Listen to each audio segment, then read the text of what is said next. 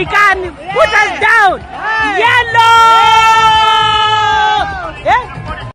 Yes, Red Zone TV kwoli webali kubanga okyagoberera yonna gyosinzira okubanga gyotulabira kyokola kya mutawaana nnyo gwatambula naffe ku mukutu ogwa Red Zone TV atannaba kubanga osubscribinga kikole kirira wansi awo olaba ekigambo subscribe kikwateko kwata kade aka notification ogenda kuba tomisinga nsonga yonna kakati nzize kubanga ate ntandika n'amawulire genjagala obeere nga ate otegeera omanye nti gyawunye dda si birungi eri abantu bano wammanga. Omukyala ambassador ow'eggwanga erya Uganda mu ggwanga erya Canada ngera akolera ku embassy ey'eggwanga erya Uganda mu ggwanga erya Canada. Jukira ambassador yabeeranga president w'eggwanga mu ggwanga eryo. Ambassador alina okubeera nga ali neutral ku bintu byonna ebigenda mu maaso eri bannayuganda emabegakaawo bannayuganda mu ggwanga erya Canada wabalabako mu katambi ke twakulaga gwampuliriza ku mukutu ogwa Red Zone TV guno gwennyini. Bannayuganda bangi baavaayo nga balaga obutali mativu bwabwe, baavaayo nga beekalakaasa omukyalo oyo nga bw'omulaba awo ng'ayambadde amajolobero ng'ataakinga ng'aprovokinga era ng'asabotaginga bannayuganda naddala bannankyukakyuka abali bagenza okulaga obutali mativu bwabwe. Kakati ono ekikolwa ekyo kye yakola kyalaga nti ambassador tamanyi mulimu gwe, njagala okutegeeza nti bamaze okubanga bamudipotinga agenda kudda mu ggwanga erya Uganda gwampuliriza ate ng'ono si yono yekka ngenda kuwa details ogenda kuwulira omanye Uganda wa weekalubye. Mukutu gwa Red Zone TV atanaba kubanga osubscribinga kikole kirira wansi awo olaba ekigambo subscribe kikwateko kwata kade aka notification obeere nga tomisinga nsonga yonna. Oyo nga tumutadde ebbali ngenda kujja nkuwe ebigenda mu maaso ku nsonga ze. Waliwo omukyala amanyiddwa nga Honorable Veronica Nanyondo oyo mumumanyi mubaka ali ku kibiina ku kadi ya NUP naye nga we nabagambye jjo abantu bangi bali ku kadi ya NUP officially naye nga mu bikolwa byabwe nga ekituufu naawe okiraba bulabi nti si ba NUP oba tebakyali ba NUP. Oyo naye agobeddwa mu ggwanga erya United States of America n'eggwanga erya Canada. Mathias Mpuuga ow'ekitiibwa bamugobye mu ggwanga erya United States of America n'eggwanga erya Canada tasobola kubeera nga alinnyayo gwe ampuliriza. Jjukira Mathias Mpuuga ono yabadde yakamala okubanga agamba nti ate awangudde omusango kooti emuwadde kwegamba kooti yasaze ensala yaayo geraga nti Mathias Mpuuga awangudde omusango ogutamanyiddwa ani yaguwaaba. Kati njagala okutegeeza n'omulamuzi eyasaze omusango ogwo naye yennyini yagobeddwa mu ggwanga erya United States of America. Dr. Hildeman oba Honorable Hillary Kiyaga ono naye yagobeddwa mu ggwanga erya United States of America n'agobwa mu ggwanga erya Canada. Binono byonna ngenda bikunyonnyola ngenda kuwa details. Amawulire gano kakasa abasinga obungi mwagalabye naye nga omutwe omukulu ye ambassador w'eggwanga erya Uganda amanyiddwa nga Joy Ruth Aceng ono naye yagobeddwa mu ggwanga erya Canada era ali ku deportation center. Ngenda kubulira olunaku lwatuuka mu Uganda ate nga si bya mirembe wabula bya mpaka ayina kutambulirawo. Eggwanga lya Canada limaze okubanga ate limugoba olw'ebikolwa ebyo yakola. Kanzije mbeere nga ate nkutuusaako details nga bwe zigenda okubanga ate ziba. Bw'oba tonaba kubanga olayikinga nyongera okutegeeza nti kirira wansi awo olaba ekigalo kituwe kubanga gy'okoma okulayikinga information gy'ekoma okubanga etambula. Kanzije nkunnyonnyole Mpuuga, Joy Ruth Aceng, Veronica Nanyondo n'omulamuzi eyasaze omusango gwa Mpuuga Dr. Hildeman bonna bagobe bajjo bagobeddwa mu ggwanga erya Canada, United States of America n'amawanga amalala. Zino ndoza zandibadde sanctions. Kanzije mbeere nga nkuwa details. Assalamu alaikum wa rahmatullahi wa barakatuh. Amanya n'eddoboozi Haji Abdu omusomi w'eddua. Nkola ku nsonga ez'enjawulo emirimu nga gikutataganyeko ebyenfuna byo nga bidobonkanye ne oba oli bweru wa ggwanga emirimu gya kucankalanako jangu kusomere ku ddua okubeda nedda eddua zaabaawo eddua zisomebwa omuntu n'oterezebwa mu mbeera yonna ebadde ekwesibyeko akanyaga. Nina ekyoto kyensobola okukumira wadde oli bweru wa ggwanga nga toli kumpi wano n'ofuna omukisa ogwo nawe n'osomerwako ku ddua nga nkuteddeko n'akabaani. Allah ajja kukusaasira ajja kwanukula. Kuba ku nnamba yange y'essimu 0752 44 71 56 ne ku WhatsApp kwendi mpereza obubaka sobole okuyamba. Assalamu alaikum wa rahmatullahi wa barakatuh. Yes, ngenda kutandika omuteeketeeke ow'ekitiibwa amanyiddwa nga Mathias Mpuuga Nsamba. Ngenda kubuulira ebimutuuseeko otegeere bano abasajja tebasaaga. Mathias Mpuuga genda mu comment section teekamu obubaka nkubuulire ebintu we bimutabukidde gwampuliriza emabega kaawo obadde wakalaba amawulire Mathias Mpuuga yeewaana simanya njagala Kyagulanyi neetondere n'ebirala ebifaanana bwe bityo njagala okutegeeza nti Mathias Mpuuga mu nkola ey'ekyama mu nkola ey'okkukuta abadde ayina enteekateeka zaaliko era zaagendako mu ggwanga erya United States of America ng'ezimu ku nteekateeka zino mubaddemu okusisinkana abamu ku bannayuganda abali mu diaspora naddala abali mu ggwanga erya United States of America nga bano bamanyiddwa bulungi nnyo abamu tebamanyiddwa nga bano agenda kubakonvisinga era nga kigambibwa mbu abadde ayina bagenda okuba nga asisinkana abamu nga balina mu nkambi eya His Excellency Robert Kyagulanyi Ssentamu oba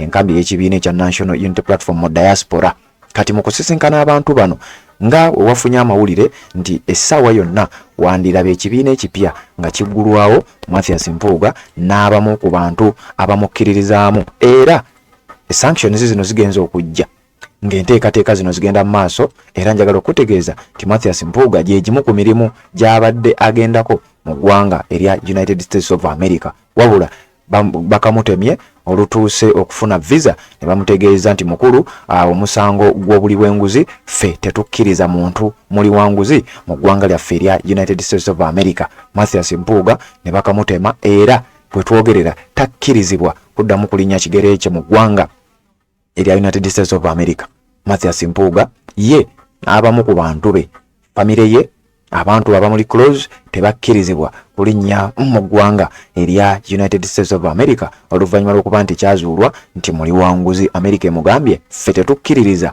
mu buli wanguzi era n'olwekyo tetusobola kukkiriza muli wanguzi kubeera nga ajja wano bannayuganda banyigirizibwa ate gwe ojje buzifwa kakati no Mathias Mpuuga ebimutuuseeko byebyo gwampuliriza ku mukutu ogwa Region TV engeri gy'abadde agendamu nga bwe nkugambye nti abadde ayina emirimu emitongole ku sayidi ye yabadde ayina okuba nga akwasaganya mu ngeri y'emu abadde ayina okwatendinga embaga ey'omukyala amanyiddwa nga Honorable Veronica Nannyondo ono nno naye ngenda mukugamba Veronica Nannyondo mujjukira omubaka eyasayininga ku petition y'oggoba Mpuuga ate oluvannyuma abamu nga bagamba yaweereddwa akasente n'ajjayo siginicha ye ategeeza nti nze sikyasayininze siginicha yange njijjiiyo naye ne bagiremezaayo yoyo Veronica Nannyondo naye ngenda mukuwa ebimukwatako omutegeere kati abadde ayina embaga mu ggwanga eryo lyennyini ya United States of America era nga Mathias Mpuuga y'omu ku bagenda okubeera ku mbaga eyo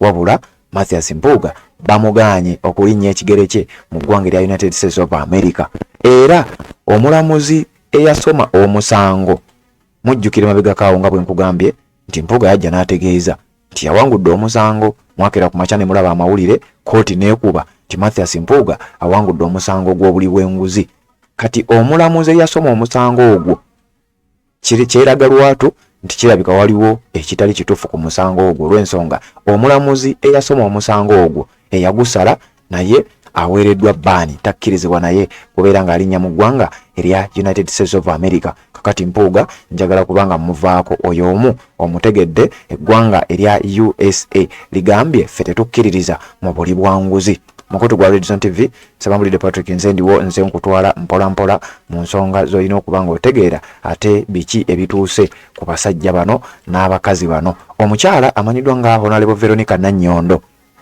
ono naye mubaka omukyala akiikirira abantu aba Bukomansimbi District ku kaadi ey'ekibiina ekya National Unity Platform wabula ng'ebikolwa bye bannakibiina ekyo babibuusabuusa olunaku olwajjo era naye amawulire gafulumye nga yabadde omu ku bantu abagenda mu ggwanga erya United States of America nga bwe nkugambye nti kimanyiddwa ba kyazuuliddwa nti omukyala ono abadde ayinayo embaga nga bagenda mukuba embaga Honorable Veronica Nannyondo oluvannyuma lw'omukuba embaga afune kye bayita green card abeere mu ggwanga eryo nga omutuuze kitegeeza aba agenda kufuna obutuuze Honorable Veronica Nannyondo yabadde ayina okuba nga aba n'embaga ye yennyini nga gwe bakuba embaga wabula yagenze okusaba visa ey'eggwanga erya United States of America ne bamugamba wateeka omukono gwo ku petition egoba ba commissioner ate n'omala n'ogujjayo abasajja bano balondoolera nga kigambibwa nti balabika baamanya nti omukyalo ono alabika yaweebwa akasente oba in form of enguzi abeere ng'asirikira nga naye yeegatta ku bali b'enguzi okubeera ng'ate tasayininga petition eyo ono nno naye abadde agenda kufuna visa abeerenga agenda mu ggwanga erya United States of America babeerenga bamukuba embaga. Ku mbaga eyo Mathias Mpuuga kwabadde alina okubeera, wabula embaga erabika either eyongezeddwayo kuba ebadde ya mu weekend eno olwali olunaku lwa mukaaga, kisoboka okuba nga embaga ebadde egenda kubeerawo ku Sunday. Ono naye bamuganya okulinnya ekigere kye mu ggwanga erya United States of America bwepo n'eggwanga erya Canada. Veronica Nanyondo mubaka akiikirira Bukomansimbi district ng'omubaka omukyala ku kaadi y'ekibiina ekya National Unity Platform, naye nga bwe nkugambye nti ebikolwa bye bannakibiina ekya NUP balabika bamukuba mudda ebituli era tebakyakkiriza nti mubaka abakiikirira oba akkiririza mu principles ez'ekibiina ekya National Unity Platform. Kati wulira Honorable Hillary Kiyaga ono nno nga ye mubaka akiikirira abantu b'e Mawokota South mu parliament era ku kaadi ey'ekibiina ekya National Unity Platform, ng'ono amanyiddwa nga Dr. Hilderman abadde agenda naye mu ggwanga erya America, nga kigambibwa nga kitegerekeseeko nti gy'abadde agenda okuyitira agende mu ggwanga erya Canada, wabula ye mission ze ndalamukko. Kigambibwa nti Hilderman abadde ayina mission ey'okubanga His Excellency Robert Kyagulanyi Ssentamu wajja ekigere ye waalinnya. Ono n'akiikirira Mawokota North si Mawokota South. Hillary Kiyaga Innocent abangi gwe bamanyi nga Dr. Hilderman abadde agenda mu ggwanga erya America then amale ayitire yagende mu ggwanga erya Canada, nga kigambibwa nti naye ayina omulimu gw'abadde agenda okuba nga akwasaganya. Naye nkugambye abasajja bali balina intelligence, baba basobola okumanya ebintu ebisinga obungi. Kati Dr. Hilderman kyamanyiddwako nti abadde agenda mu ggwanga erya United States of America ayitire eyo amala agende mu ggwanga erya Canada. Oluvannyuma lw'okuba nti naye amanyiddwa butereevu nti akolagana ne Mathias Mpuuga, kigambibwa nti naye eggwanga lya America atuuse kubanga abadde ayina visa ey'eggwanga lya America, amaze okusaza air ticket, agenze ku kisaawe Entebbe, alinnye ku kisaawe bakamutemedde ti ssebo mukulu tokkirizibwa visa yo erimu ebirumira, genda ku embassy y'eggwanga erya America mu Uganda olabe butya bwe bayinza okuba nga bakutereeza ensonga zo, naye ffe wano ku airport toyina kubanga oyitawo. Dr. Hilderman n'avuga butereevu nnyo n'agenda ku embassy y'eggwanga erya America gye bakamutemedde ti tokkirizibwa kulinnya mu ggwanga lya America era togeza n'olinnya y'ekigere. Kati engeri gy'adde alina eŋŋendo ebbiri agendagendako mu America ayitire yagende mu ggwanga erya Canada, kigambibwa nti yavuze butereevu n'ava ku embassy y'eggwanga erya America n'agenda ku embassy y'eggwanga erya Canada alabe oba yo Canada enaamuleka ebya America abireke agende butereevu mu ggwanga erya Canada. Njagala okutegeeza nti Dr. Hilderman bw'atuuse ku embassy y'eggwanga erya Canada ate bo ne bakamutema ne bamugamba ssebo muwagira abali b'enguzi mu ggwanga erya Uganda, naffe mu Canada tokkirizibwa kubeera ng'olinnyayo. So kakati akakundi k'owekitiibwa Mathias Mpuuga kirabika bwe katyo bwe kakeeredde mu mawulire ag'entiisa olunaku olwaleero. Mukutu gwa Red Zone TV Sebambulidde Patrick Nzendi wonze nkuweereza, njagala otuwa ekigalo atanaba kubanga ate osubscribinga naawe ekikole obeere nga ate otambula naffe. Kakati bano bonna nga mbavuddeko omukyala amanyiddwa nga Joy Ruth Achenge, ono nga ye ambassador ow'eggwanga erya Uganda mu ggwanga erya Canada. Akavidiyo ako koolaba kolo olunaku bannayuganda naddala banna People Power nga bakulembeddwa abantu nga Kyuma kya Yesu n'abantu abalala baavaayo mu kibuga Toronto n'ebibuga ebirala eby'eggwanga erya Canada nga balaga obutali bumativu bwabwe. Bano nga bagamba mu Uganda embeera si nnungi, ekyamazima effuga bbiri susse mu Uganda.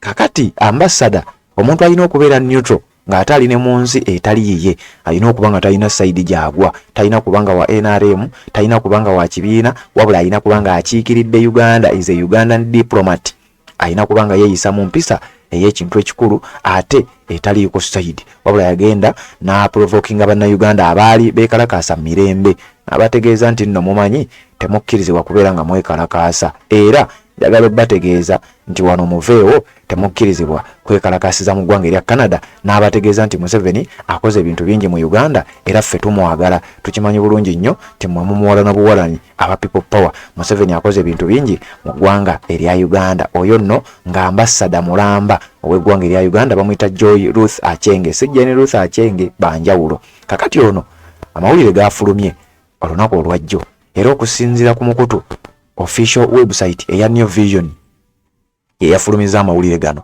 nti Canada to deport Ugandan ambassador Achenge.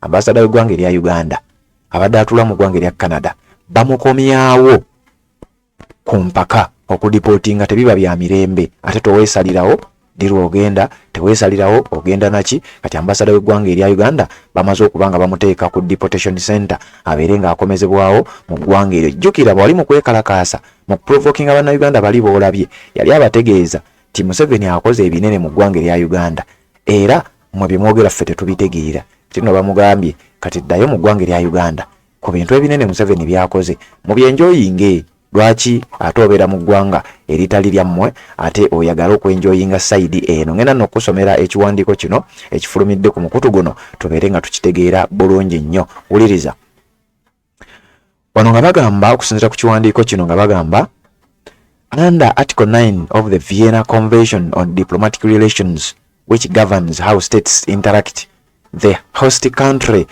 can at any time and for any reason declare a person to be persona no grata unwelcome in their country. Kyokusinziira ku kawaayiro ak'omwenda mu Vienna Convention, olukiiko lwatula mu kibuga Vienna eky'eggwanga erya Austria. Mujjukira abaasoma Vienna Convention mu European history.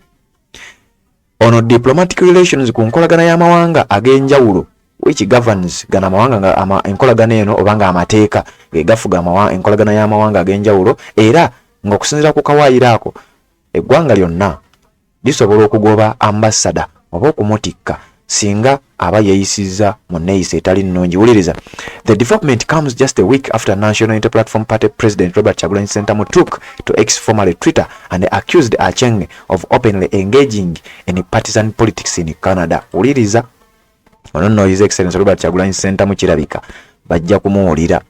Ekiwandiiko kino kigamba nti kino kiddiridde ekyokugoba Joy Ruth Acheng kiddiridde His Excellency Robert Kyagulanyi Ssentamu President w'ekibiina ekya National Unity Platform okugenda ku mukutu gwe ogwa X abangi gwe tumanyi nga Twitter n'ategeeza ensi yonna kubanga ye bw'atwitinga abatategeeza Uganda yokka abategeeza ensi yonna nti ddala mu ggwanga erya Canada omukyalo oyo abeera atya nga ddala alaze ekibiina kyawagira ate nga in diplomatic relations omuntu yenna bw'abeera ambassador ow'eggwanga erimu mu ggwanga eddala takkirizibwa kubeera nga awagira oba ng'aliko oludda alina kubeera neutral. Kati omukyalo oyo okuvaayo najja n'ayimirira mu maaso g'Abannayuganda nga balaga obutali bumativu bwabwe, ekyo ekikolwa kiraga nti akolera Yoweri Kaguta Museveni. Robert Kyagulanyi Ssentamu atwitinga ategeeza abannansi mu ggwanga erya Canada, ategeeza gavumenti y'eggwanga erya Canada nti ekyo ekikolwa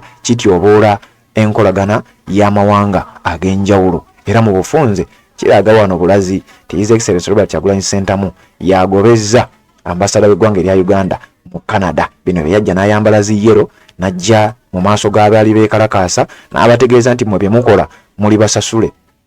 Era mu bimu ku bigambo bye yayogera ng'ali mu kwekalakaasa kuno ng'alemesa Bannayuganda okwekalakaasa yategeeza nti abantu nga Akileo Kivumbi ffe tukimanyi nti beewambye bwewambi naye ng'ate ensi yonna ebadde ekiraba era ensi yonna ekimanyi kya Akileo yawambibwa era n'aleetebwa n'ewuwe ne bakola search. Kakati omukyalo ono His Excellency Robert Kyagulanyi Ssentamu tweet gye yakola eyamuzaalidde ebizibu. Wuliriza ekiwandiiko nga kigenda maaso nga kigamba nti he shared a video which went viral on social media in which Acheng appeared to be in an angry exchange with a group of NUP supporters who were allegedly protesting on a street in Toronto, a major Canada city.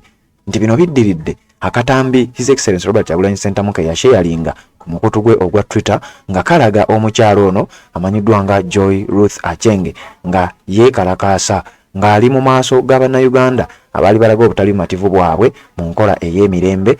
Ono akatambi kano His Excellency Robert Kyagulanyi Ssentamu yakasharinga nga kigambibwa nti kano ke kamuzaalidde akabasa.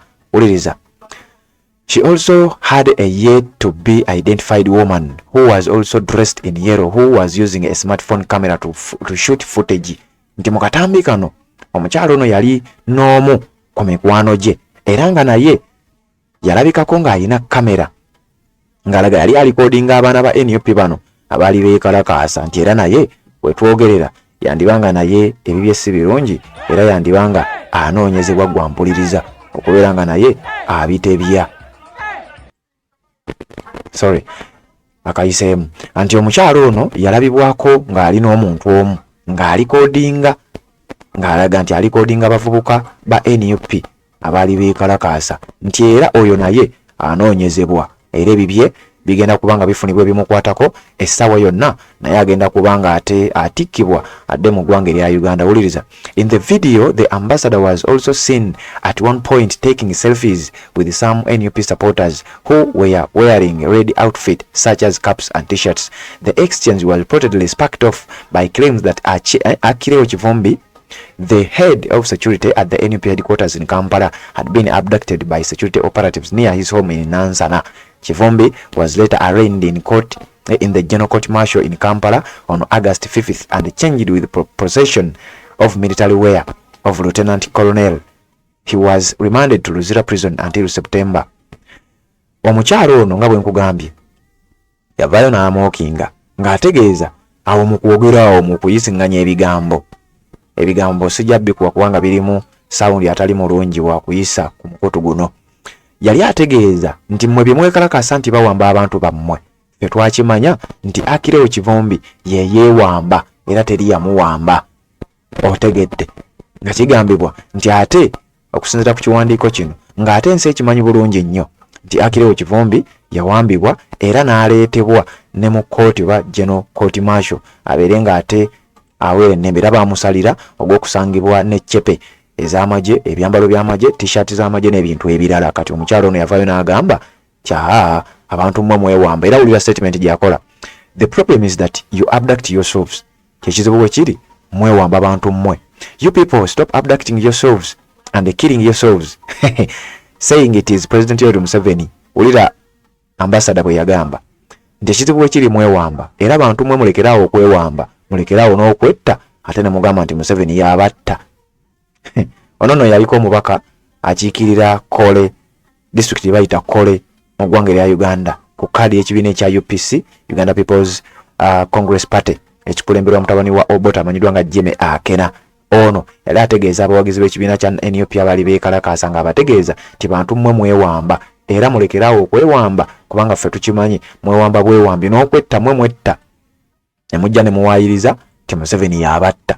Kakati omukyalo oyo wetwogerera ebyo bigambo n'akatambi ako nga bw'okalabye bimuleetedde ebizibu nga wetwogerera ali ku deportation center. Naye njagala okutegeeza tannatuuka mu ggwanga erya Uganda. Bagenda kubanga bamutikka ng'ennaku z'omwezi 21 omwezi guno. Olwaleero ziri ennaku z'omwezi 17. Kitegeeza ayina ennaku 4 mu ggwanga erya Canada, then oluvannyuma abeere ng'atikkibwa bamuzize mu ggwanga erya Uganda. Gyagambye nti ebirungi Museveni yabikola dda era eggwanga lya Uganda likulukuta mata. Kakati omukyalo oyo agenda kubanga atikkibwa butereevu paka mu ggwanga erya Uganda nga bwe nkugambye okuva mu ggwanga erya Canada gy'abadde akolanga ambassador mu kutu gwa Red Zone TV. Bw'oba tonaba kubanga osubscribinga kikole ate tubeere nga tutambula ffenna. Ngenda kuwaano ne ku bigambo by'omukulu ono nabyo oyongere okubanga obiwuliriza nzije ne comments zammwe then oluvannyuma tubeere nga tweyongerayo.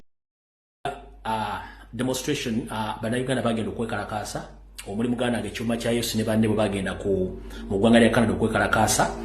Omukyalo oyo Joy Ruth Acheng we yajjira n'abaconfrontinga ng'ayambadde engoye za NRM n'ayogera ebigere bitakwatagana nti abaana ba National Platform beewamba era Museveni tawamba bantu, n'ayogera ebigambo bingi nnyo. Kumbe gavumenti ya Canada yali eraba era oyo mukyala abadde akolaga ne bannansi ba Kenya, Abasomalia, Eritrea okutandika okutrakinga bannayuganda era ng'ateeseza ku bannayuganda emisango mingi nnyo.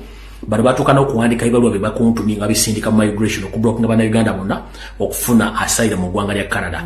Kati Canada yakoze further investigations ne footage yalabika gwe twazannya wano ne bafuna information omukyala oyo either ali ku deportation center oba yatuuse dda ewaka bamugobeddewo tebaagala kumanya. No sense. Ambassador wa Uganda mu Canada Joy Ruth Acheng mugobe Canada mugobeddewo teyagala kumanya kubanga ekooye enkwezenge oyo mutegedde omu. Owokubiri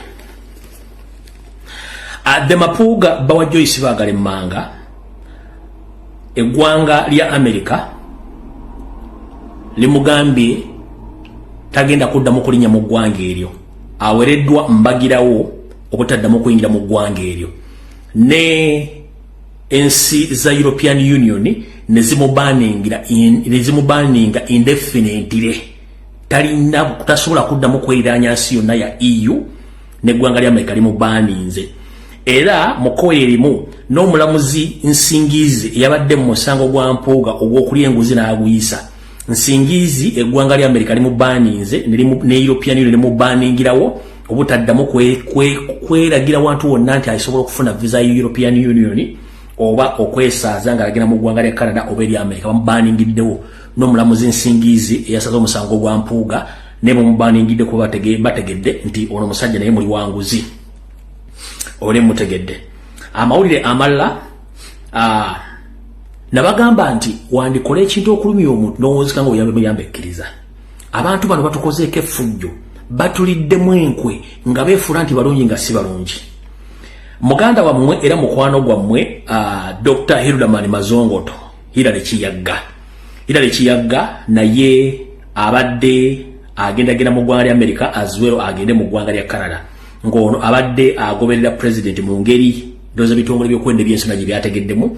Ntegezeddwako nti naye Dr. Hildaman akomezeddwa ku kisaawe Entebbe n'omugamba ddayo osortinga visa issues n'eggwanga lya America. Kumbe eggwanga lya America lyatadde envumbo ku visa bwe yatuuse nti bamugambye please tugera kukkiriza kuyita wano visa yo erimu obuzibu ddayo okolaga n'eggwanga ogalayo ku embassy ya America bakaligafange ku visa yo. Agenza otuuka ku embassy ya America mugamba we are very sorry the visa is cancelled and you are banned. Nagezaako komne bamugamba ate as well n'eggwanga lya Canada lyakubaninze the same way kitegeeza n'oyo bamubaninze okwetaba mu bikolwa ebitali bitukuvu ebyokulinyira eddembe lya Uganda. So n'oyo Dr. Hildaman Mazongoto bamukoze ekintu kyekimu ayinza okutaddemu mu America n'eggwanga lya Canada kuba badde babasindika nga abantu bajja ne bagobera president mpola zamutegedde bulungi nnyo. Omulala akiguddemu ye mukyala gwe bayita Veronica Nanyondo. Veronica Nanyondo wetwogerera abadde yali mu struggle olukwe ng'akolagana n'empuuga ate the same time ng'akolagana ne Museveni. Omukyala ono abadde ayina enteekateeka y'okukola embaga ng'ali mu ggwanga lya America ng'alina okufuna green card. Era omukyala ono wetwogerera naye eggwanga lya America limubaaniza obutayingirayo n'embaga eyinza okuba ng'esaziddwamu olw'ensonga nti bategeera nti yakolagana ne Museveni omuwa ensimbi nnyingi nnyo bwe yagera n'asayininga ate n'amala neyekyusa nti yasayininga bukyamu olw'ensonga baali bamuwadde ssente nga ye akimanyi bulungi nnyo nti n'ettaamu ebadde eddako Museveni yali yamusasula ssente ne bw'atadda tagenda kufaayo ng'agenda kudduka agenda mu ggwanga lya America. Nono Veronica Nanyondo naye bamubaaniza obutadda mu ggwanga lya America na buli kimu ne bakimusazizaamu kubanga abadde n'embaga gy'abadde agenda okukola mu mwaka guno gwennyini era nga n'empuuga yennyini abadde alina ojjatendinga n'abalala. Kati mwenna abadde bagoberera president nga muli mu kabinja ka mpuuga ne Museveni yammwe yabalula esiridde mukendeze fujjo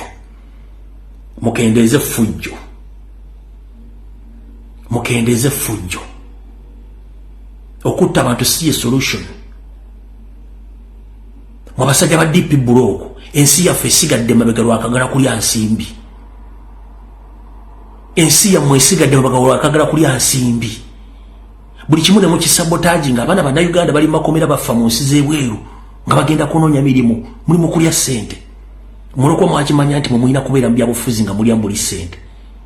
Kati batandise babaaninga ate mulina properties ebweru bagenda zibaaninga nazo. Kati imagine ambassador oyina kubeera nga toyina ludda luwagira naye omukyala najja nga ayambadde ebigo bya kyenvu yennaanekaanekanye ali mu kuyomba n'abatuuze amugamba nti kino kikyamu. Kati ambassador ali ku deportation center wata ali ku deportation center yatuusedde Uganda Joy Ruth Aceng oyo Canada emugobeddewo mapaasi mpuga emutuuseko mbitegedde. Dr. Hildaman Mazongoto ne information gibagambye Veronica Nanyondo bagambye n'abala bangi bagenda kifeesinga ku mbaga wano watulaga wazibu nnyo ne sanctions zigenda kujja ezikwata Museveni mutabani we n'akabinja kaabwe. Nabuno obubaka bugenda eri mwenna abalina ssente za Museveni n'ez'amayiga mu diaspora nga mwagulamu properties za mugenda kubanga muzifiridwa kubanga bamonitalinga buli kimu kyonna. Namwe bannayuganda ababeegera Museveni nga mu diaspora osula mu nyumba ya bbeeyi toyina mulimu gwokola wabula ofuna obulamu olya onywa ospending ovuga emmotoka ez'ebbeeyi. Mwenna ebitongole ebikesi mu mawanga wibatambulirako toyina mulimu ovuga emmotoka za bbeeyi osula mu maka ga bbeeyi naye ng'ate n'emirimu gyammwe tegiri specified oba tegiri specific.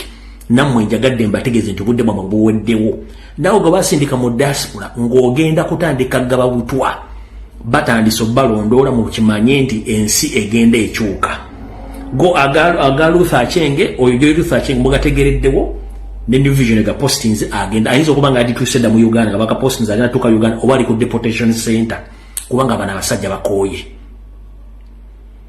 kati gwali mu diaspora fuba nnyo okulaba nga mulwana tununula eggwanga lyaffe abasajja beesomye otwala eggwanga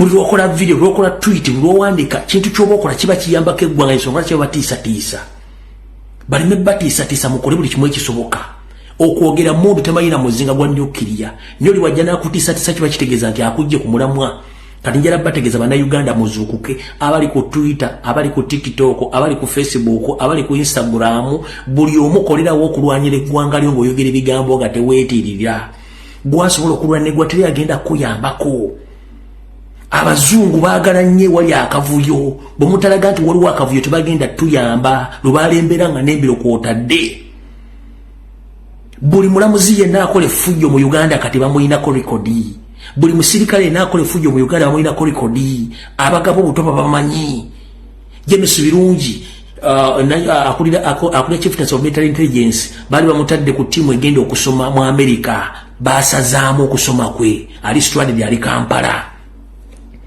abamanyi Katabazi nga mumanyi bulungi mukwate bifaananyi bye bisindi kukomba sezenjawulo mu profiling etagenda kuddamu kutambula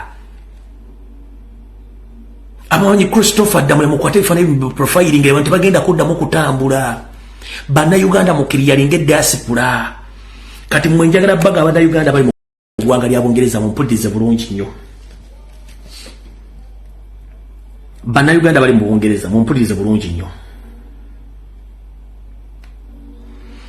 gwe ng'oli mu Bungereza ng'oli musajja muganda ng'oli munnayuganda nga toyagala Museveni mbabuulira ba agenti ba Museveni wewe ba agenti bamayiga n'empuuga bali mu Bungereza bali mu WhatsApp groups bali mu makyaki g'abalokole batambuza akatwa bano bakolagana n'empuuga bakolagana ne mayiga mu Bungereza okutracking abantu bonna abajja bafiira mu mayumba story by story kati mwategedde balinayo kipate simanyi bintu bya Buganda bye batadde byama bagenda gabira muno obutwa era njala bategeeza mwe n'abantu bali Bungereza mutegere bulungi nnyo nti ne Gaayo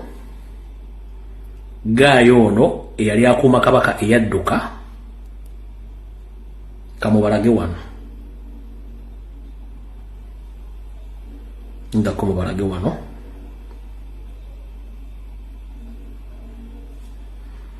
kubayita Captain Sempijja ekifaananyi kirazeewa mwenna mumanyi Gaayo eyadduka Captain Sempijja ono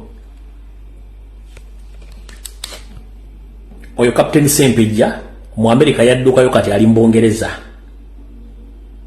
oyo Captain Sempijja eyali akulira tiimu ekuuma kabaka abachunya kabaka ne batunda n'ebyama bya kabaka nga bitonde wa Museveni Captain Sempijja mu America yaswitchinga buswitchinzi kati ali mu ggwanga lya Bungereza essaawa zino nga akola nga poota nga lochali amukozesa okukola emirimu gy'okupoota naye nga bali ku mission enteeketeeke Gaayo ono yekwese mu nyumba ez'abanoonyiboobubudamu ezisangibwa ku 29 Cedar House Campbell Road Croydon ono mwami nyumba zino zabeeramu essaawa zino eno address waabeera kansooka embalagezo address waabeera abeera Croydon kwaga amaka waabeera awo oyo Sempijja waabeera kati bane batambuza obutwa okutta bannayuganda osanga omuntu yafidde mu njuto mayi waali so oyo Captain Sempijja eyali omulukwe kabaka agema ayo street n'agamaka gago wakola ki waabeera mbabuulidde address abeera bayita 39 Sadas House Campbell Road Croydon waabeera yo Captain Sempijja mu America yaddukayo dda kati jjukira bano bategekera bipate simanyi Buganda dina simanyi Buganda Yes, ebigambo ndowooza obiwulidde mukutu gwa Red Zone TV sebawulidde Patrick nze ndiwo nze nkutwalaganya mpola kakati lunaku lwajjo nakuwadde amawulire ku nsonga ez'enjawulo njagala kubanga mpita ayita mu bubaka bwe mwasobodde okubanga ate muteekako obutonotono era abataddeko obubaka bwammwe mbwebaza besijja kusobola kubanga ndabye kubanga waliwo obumu obujja ate oluvannyuma Alice King webale kubanga kwoli message etuuse webale kubanga ogoberera Nabukenya Maureen webale kubanga nawe oberayo message yo yatuuse Michael Douglas Waswa webale kubanga nawe kwoli message yo yatuuse Joyce Namoli webale kubanga kwoli natugambye webale kuweereza anyway tugenda maaso Mara Lawrence webale kubanga nawe kwoli message yatuuse Morina Nabukenya mwebale kubanga nawe ogoberera message yatuuse ate yabadde agoberera ensonga ezo natugamba mwebale kuweereza ono bamuyita Ruth Namukisa Ruth Namukisa ali mu ggwanga ali luddawa sitegedde webale kubanga kwoli mama waffe mama Kevin okuva Switzerland webale kubanga ogoberera tugabe mwebale kuweereza munange ffe tusinga okusiima okubanga ate obeerawo n'owaayo obudde bwo n'ogoberera nakati Vivian nga bulijjo webale kubanga obeerako Bekalaze Spire webale kubanga ogoberera message yatuuse Hajira webale kubanga kwoli message yatuuse Semakula Charles webale kubanga kwoli message yatuuse tugirabe bulungi nnyo Harriet Ntende webale kubanga kwoli message yatuuse mukulu gwa Redson TV Sebamule Patrick Nzemberawo njagala kubanga ate nkutwala mu nsonga endala njagala kubanga nkuleka wano n'amawulire ago genkakasa kyogategedde bulungi nnyo then oluvannyuma nzije tubeerenga ate tukutuusako ebirala nga bwe nkugambye tubeerawo nga tukyakutuusako byonna ebigenda okuva side atana subscribe nga kikole atana bakulike nga kikole obeerenga oyambako information okubanga etambula. Assalamu alaikum wa rahmatullahi wa barakatuh. Amanya n'eddoboozi Haji Abdul omusomi w'eddwa nkola ku nsonga ez'enjawulo emirimu nga gikutataganyeko ebyenfuna byo nga bidobonkanye n'oba oli bweru wa ggwanga emirimu gya kucankalanako jangu kusomere ku ddwa okubeda nedda eddwa zaabaawo eddwa zisomibwa omuntu n'oterezebwa mu mbeera yonna ebadde ekwesibyeko akanyaga nina ekyoto kyensobola okukumira wadde oli bweru wa ggwanga nga toli kumpi wano n'ofuna omukisa ogwo nawe n'osomerwako ku ddwa nga nkuteddeko n'akabaani Allah ajja kusaasira ajja kwanukula kuba ku namba yange y'essimu 0752 44 71 56 ne ku WhatsApp kwendi mpereza obubaka sobole okuyamba. Assalamu alaikum wa rahmatullahi wa barakatuh.